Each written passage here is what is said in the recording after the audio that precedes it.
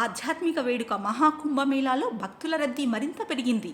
ఇవాళ మాఘ పూర్ణిమను పురస్కరించుకొని పుణ్యస్నానాలకు వచ్చే భక్తుల తాకిడి ఎక్కువైంది. ఇవాళ తెల్లవారుజాము నుంచే ప్రయాగ్రాజ్ త్రివేణి సంగమంలో జరిగిన మహాకుంభమేళాలో లక్షలాది మంది భక్తులు పవిత్ర స్నానాలు ఆచరించారు.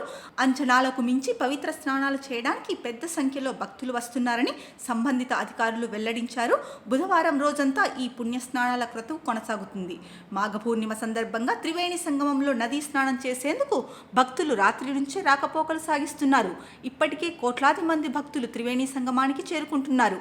కాగా ఆ మేరకు ఉత్తరప్రదేశ్ అధికార యంత్రాంగం ఏర్పాట్లు చేసింది.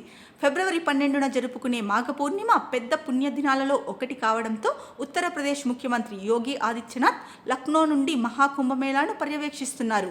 బుధవారం తెల్లవారుజామున ప్రయాగ్రాజ్లోని త్రివేణి సంగమంలో విస్తృత ఏర్పాట్ల మధ్య లక్షలాది మంది భక్తులు పవిత్ర స్నానాలు ఆచరిస్తున్నారు.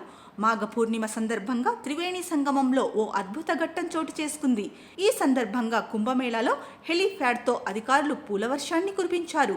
మాఘ పూర్ణిమ స్నానంతో నెల రోజుల పాటు జరిగే కల్పవాసులు కూడా ముగుస్తాయి. దాదాపు 10 లక్షల మంది కల్పవాసులు మహాకుంభు నుండి బయలుదేరడం ప్రారంభిస్తారు. అన్ని కల్పవాసులు ట్రాఫిక్ నియమాలను పాటించాలని, అధికారం కలిగిన పార్కింగ్ స్థలాలను మాత్రమే ఉపయోగించాలని పాలనా సిబ్బంది అభ్యర్థించింది. అయితే హెలీప్యాడ్తో పూలవర్షం కన్నుల పండుగలా అనిపించింది.